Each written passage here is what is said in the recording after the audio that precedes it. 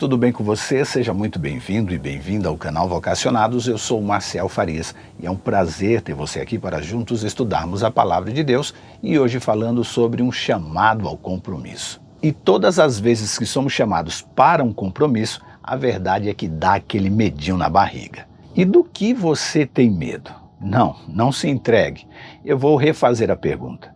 Quando criança, do que você tinha medo?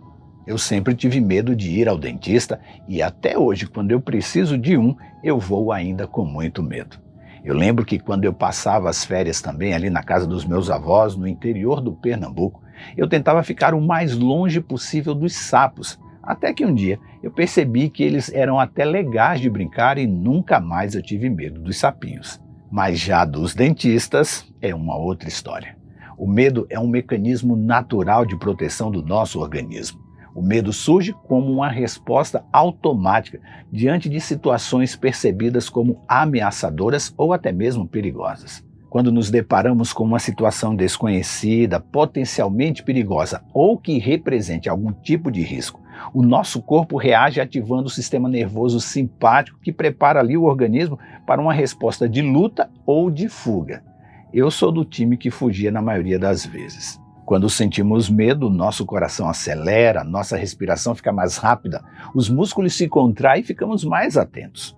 Essas reações físicas são desencadeadas pela liberação do hormônio do estresse, que é a adrenalina. Ela aumenta a nossa capacidade de reagir rapidamente diante da ameaça ou não. O medo também pode ser aprendido através de experiências passadas ou mesmo da observação de outras pessoas enfrentando situações assustadoras. Por exemplo, se tivermos um encontro desagradável com um cachorro quando criança, podemos desenvolver medo de cães no futuro. Além disso, o medo também está relacionado à nossa percepção de controle. Situações em que nos sentimos impotentes ou sem controle podem despertar medo, pois temos o receio de não conseguir lidar adequadamente com as adversidades que possam surgir. Mas embora o medo seja uma resposta natural e importante para a nossa sobrevivência, em alguns casos ele pode se tornar excessivo e limitando, caracterizando-se assim como uma fobia. Nesses casos, é importante buscar ajuda profissional para aprender a lidar com o medo de forma saudável e superar as limitações que ele impõe em nossa vida. É algo como eu já fiz com os sapos e ainda não fiz com os dentistas. Mas por que então falar de medo hoje?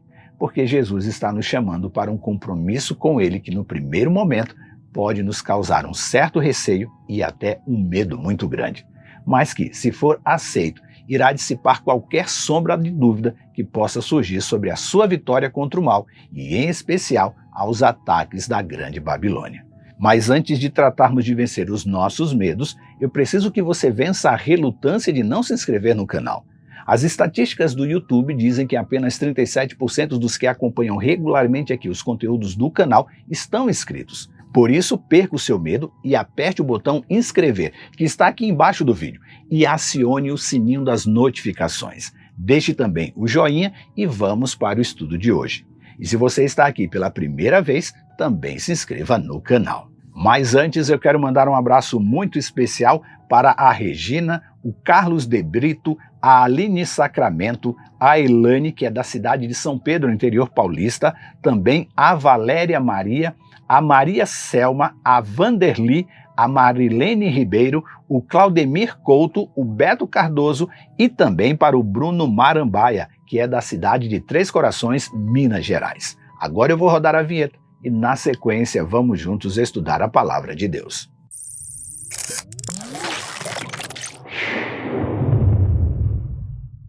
Diz a Bíblia: não tenha medo, pois eu estou com você. Não desanime, pois eu sou o seu Deus.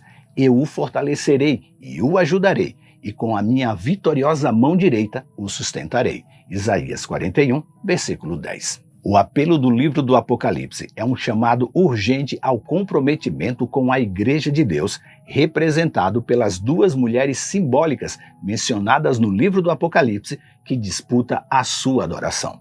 Embora haja momentos em que pareça que o povo de Deus está sendo derrotado pela controvérsia cósmica entre a verdade e o erro, que acaba produzindo o medo nos crentes, Deus prometeu que a sua igreja triunfará no final.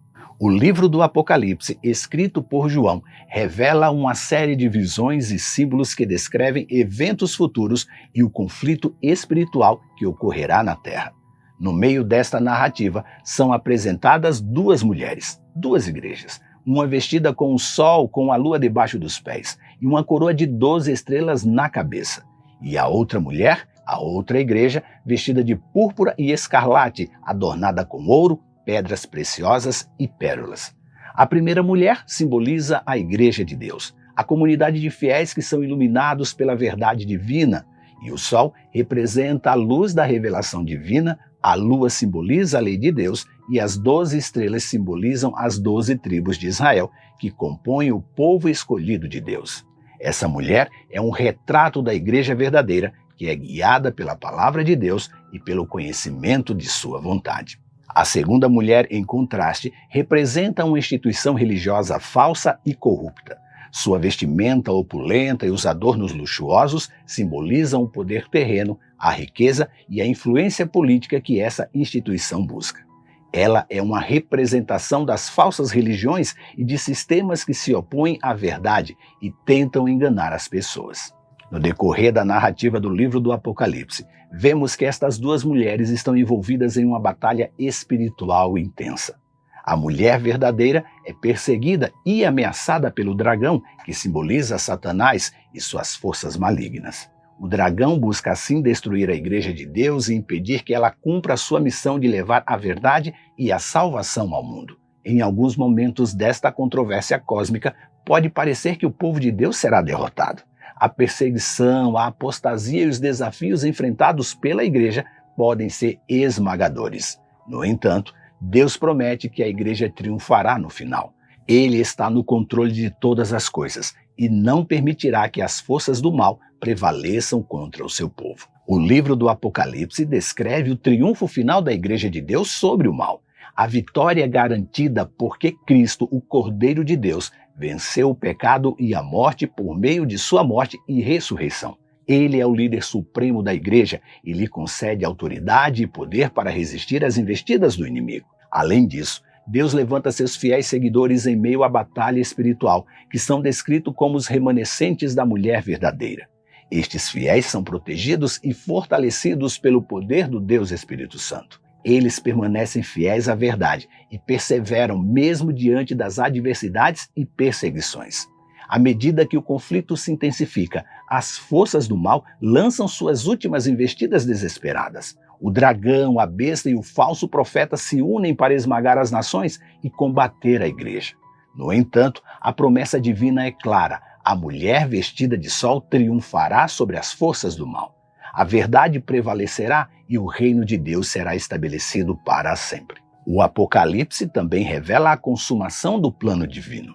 A segunda vinda de Cristo é anunciada, trazendo consigo a vitória final e o juízo sobre os inimigos de Deus. Neste momento, a igreja triunfante será glorificada e o mal será derrotado definitivamente. Diante deste apelo do livro do Apocalipse, eu e você somos chamados ao comprometimento e à fidelidade à verdade. A igreja verdadeira, representada pela mulher vestida de sol, deve permanecer firme em sua missão de levar a luz da revelação divina ao mundo. E eu e você devemos ser testemunhas corajosas da verdade, mesmo quando enfrentamos oposições e perseguições. O chamado é urgente, pois vivemos em tempos em que o erro é difundido e as falsas doutrinas são promovidas.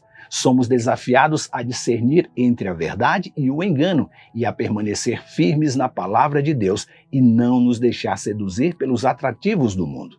Embora enfrentemos lutas e desafios, podemos ter a certeza de que Deus está conosco. Ele nos prometeu que a igreja triunfará no final.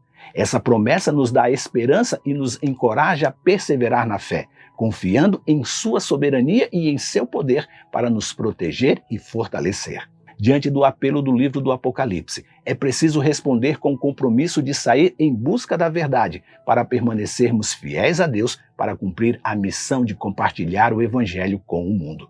Somos chamados para sermos luz em meio à escuridão, e Deus nos chama para levar esta mensagem urgente ao mundo. Uma mensagem de vitória e esperança para o mundo que está em trevas. O versículo do livro do profeta Isaías, que abriu o estudo de hoje, é inspirador e reconfortante, pois nos enche de esperança, pois é o próprio Deus que nos assegura a sua presença constante em nossas vidas. Ele nos encoraja a não ceder ao medo, pois Ele está ao nosso lado como nosso protetor e guia fiel.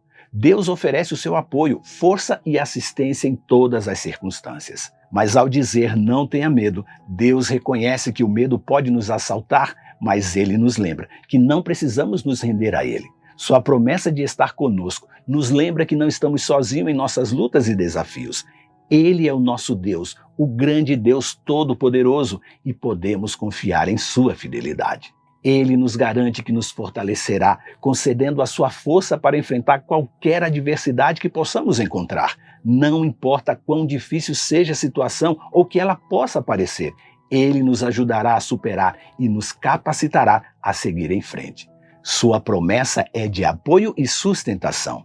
Em meio às provas, Ele nos segurará com a sua mão direita vitoriosa, o que significa que Ele vai nos guiar, nos proteger e nos manter firmes. Podemos descansar na certeza de que Deus está segurando-nos com a sua mão poderosa e nos conduzindo em direção à vitória. Essa promessa de proteção de Deus não é para algum tempo no futuro apenas, é para o presente também, pois encontramos este conforto e a confiança no versículo de Isaías 41:10. Ali ele nos lembra que não há necessidade de temer, Deus está conosco e com Ele ao nosso lado podemos enfrentar cada desafio com fé, sabendo que Ele nos fortalecerá, nos ajudará e nos sustentará em todas as situações da vida. Essa atitude de confiança em Deus nos convida a lançar nossas preocupações e medos sobre Ele. E quando enfrentamos incertezas, perigos ou adversidades, podemos nos voltar para Deus como nosso refúgio e fortaleza. Nele vamos encontrar a segurança e o amparo necessário para enfrentar os nossos medos com coragem. Mas a confiança em Deus não significa que os nossos medos vão desaparecer instantaneamente, mas sim que podemos enfrentá-los com a certeza de que não estamos sozinhos. Deus nos oferece a sua presença constante e diz que vai nos sustentar com seu amor inabalável. Hoje, no presente, podemos fazer como o salmista e confiar em Deus em todas as circunstâncias.